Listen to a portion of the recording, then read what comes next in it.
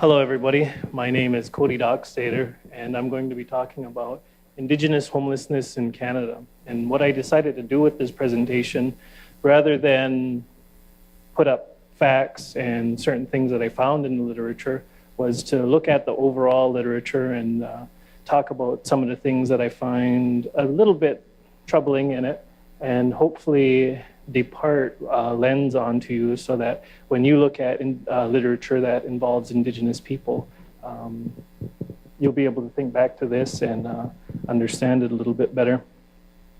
So I did my practicum with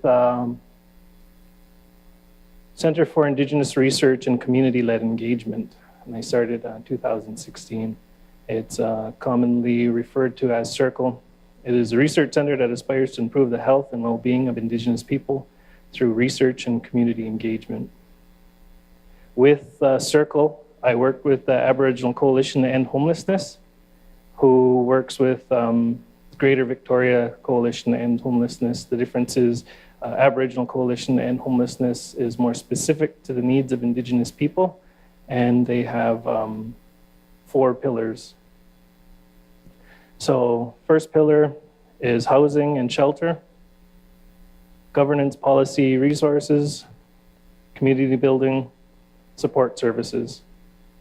So the coalition, they proposed a number of questions that I was to answer, because what it was determined that I would do during this practicum is literature review. So I'll give you a few moments to read those.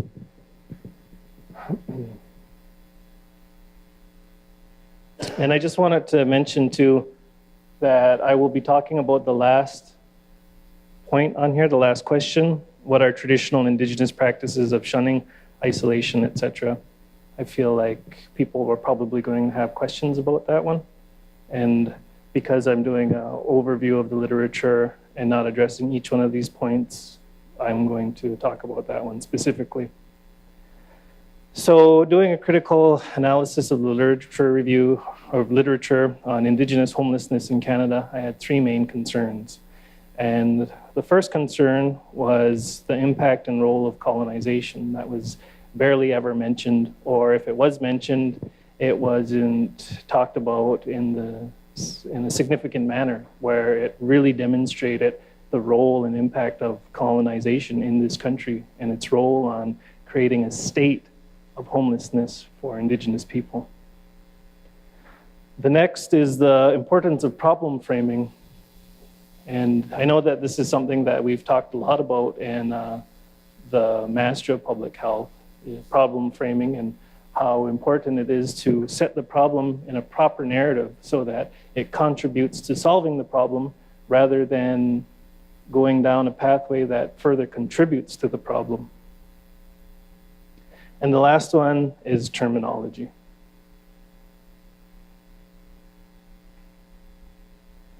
So, colonialism. Understanding Indigenous homelessness isn't difficult. However, it is hard because essentially Indigenous homelessness is caused by foreign powers, Canada, France, and the British Crown, coming to North America and displacing Indigenous people from their homelands and then establishing what's known as Canada. So in a sense, Indigenous people are refugees in their own country, and that's ludicrous. That is absolutely ludicrous to think that anybody living in their traditional homelands can be homeless. So policies that stem from colonization that contribute to homelessness in Canada are Canada's Aboriginal policies, which include forced relocation, genocide that was perpetuated through the residential school system, high rates of incarceration, the development and implementation of the Indian Reserve System, which in many ways is akin to concentration or internment camps. And then finally, the Indian Act, 1876. And the Indian Act is regarded by many to be one of the most racist pieces of legislation. And racism in this country against Indigenous people is different than racism against any other group of people. For one, this is Indigenous land. This is our home territory. This is where we belong. Second, no other group has to live under the Indian Act. We are the only people that have legislation specifically designed for us that impacts every aspect of our life. I am an Indigenous person. Look at the clothes that I'm wearing. Look at the language that I'm speaking, the food that I have to eat. Those are all a result of the Indian Act to displace our traditional ways of life and replace it with a colonized way of life.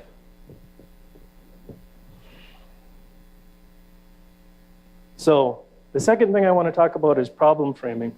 And I'm going to read this so that we are all on the same place together. So problem framing refers to the fact that different people have different perspectives and that these perspectives influence the way that problems are defined, presented, and scrutinized. This can affect ideology, causality, and the way evidence is examined, researched, and portrayed in writing. Problem framing ultimately decides the questions and research being asked and the type of evidence that is made available. Now, problem framing is really important because back in 2015, I had an opportunity to speak with a professor at McMaster University. And during our conversation, he told me that whoever frames the discourse wins the debate. And just think about that for a second. Whoever frames the discourse wins the debate. That's an important thing to remember when we're talking about problem framing, because a lot of the times when we talk about issues that affect Indigenous people, we miss the root causes of it. For example, in the literature, it talks about the reserve system and a lack of adequate housing on the reserve system and bad water, lack of sewage, and that's the issue that's framed. However, the deeper issue is that we've been forced to live on reserves in the first place. This is Indian land, and we've been put on pieces of land the size of postage stamps so that we were put out of the way so that society, Canadian society, could develop. That's the real problem. It's partly the fact that there's inadequate housing, but the bigger problem is that we've been forced to live on these reserves. So, an example of offensive problem framing that is found in the literature is this: Aboriginal peoples of Canada are the descendants of the nation's Indigenous groups who are considered to be the original inhabitants of North America. So this is the last slide before we get into terminology, and we're going to use this example to demonstrate one small aspect of terminology. So, Indigenous people do not belong to Canada. We are not Canada's First Nations or Canada's Indigenous people or even Indigenous Canadians. To suggest that we're Indigenous Canadians is to suggest that the policies that perpetuated cultural genocide were successful and that we no longer exist as unique or sovereign nations. And that's why it's offensive to say that. Second, Indigenous people are not part of Indigenous groups. We are members of Indigenous nations. We have our own cultures, government, land, language, and religions. And third, we are not the descendants of Indigenous people. We are Indigenous people. Research played a significant role in the deliberate destruction and devaluation of intellectual, spiritual, and cultural resources in Indigenous communities, contributing to complete eradications of ways of thinking and being. Each of you are going into a very important field of study, public health, and that study is aimed at making the world a more healthy place. So when you conduct research with Indigenous people, you have to bear in mind whether or not the work you're doing is contributing to Canada's Aboriginal policy, which amounts to genocide, or if you're helping a community fulfill their desire to maintain their sovereignty. And I realize I'm out of time. So, to wrap up, I didn't like talking about this idea of shunning, because what it does is it creates an opportunity to victim blame. And if people are thinking, well, Indigenous people are shunning themselves and they're kicking themselves out of the community, and that's a big reason and that's a big cause for homelessness, that would be inappropriate and incorrect. From what little I know about this practice is that Indigenous nations would determine if a person would have to be removed from that society, and that would be a significant decision to make, and it would not come lightly. But if they did decide to do that, that would be the business of that nation. So, in conclusion, during my time at Circle, I aspired to professionalism. This meant being on time, well-dressed, and well-mannered, because I knew I would be researching and talking about homelessness. I chose to wear clothes that were somewhat inspired by the Johnny Cash song, Man in Black. This was out of respect for the population I'd be working with. Every day I wore a white button-up dress shirt tucked in with dress pants, dress shoes, and a tie. My goal was to project a sense of humility, professionalism, and compassion. Although this was not a requirement of my placement, I feel that it has had a profound impact on my professional development and character. So with that, I'd like to say thank you.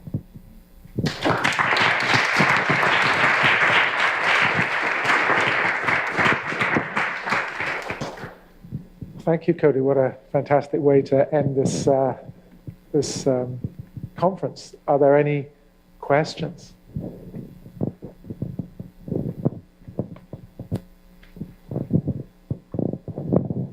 Thank you so much for sharing your knowledge with us. I'm wondering if you can go back to the slide right before terminology where you talked about the definition. It zipped by before I could quite pull it. Yeah, this one. Yeah. This one? Yeah. I'm wondering, I was recently made aware of a quote, new definition of Aboriginal homelessness that was released by the Homeless Hub earlier this year. I think Jesse Thistle was credited or cited on that one. Well, I'll tell you right now that I'm not aware of this because I did this practicum in 2016. Okay, that's helpful. That's okay, because you can still hopefully answer my question. I'll try.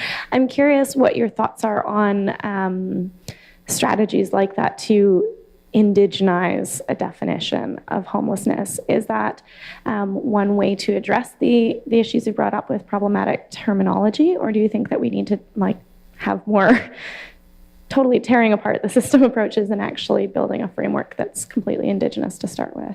Well, I think the important thing to remember when we're talking about Indigenous people in Canada and the United States is that we're not marginalized, we're oppressed.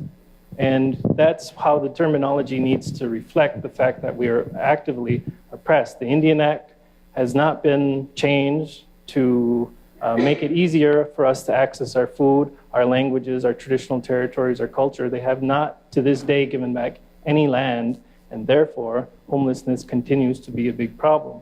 So, any terminology needs to reflect the reality, and the reality is we are oppressed. Thank you for that. Can you talk a little bit about the process of the 6 or 8 questions that you were sort of asked to research, what the process was of those questions coming to you as things that the organization was interested in, and the process of sharing back what you found?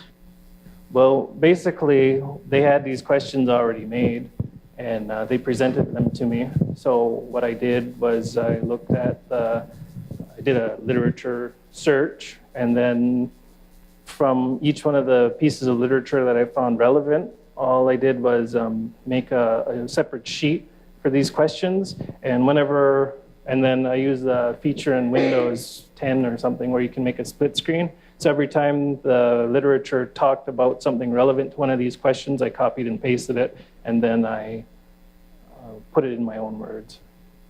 Does that answer your question?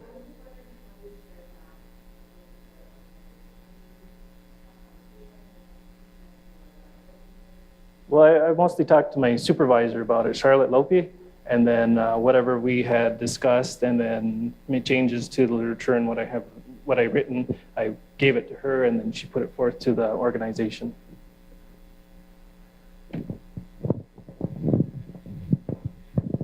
Thank you for that presentation. It was amazing. I just had a quick question about your experience with the literature and your personal opinion.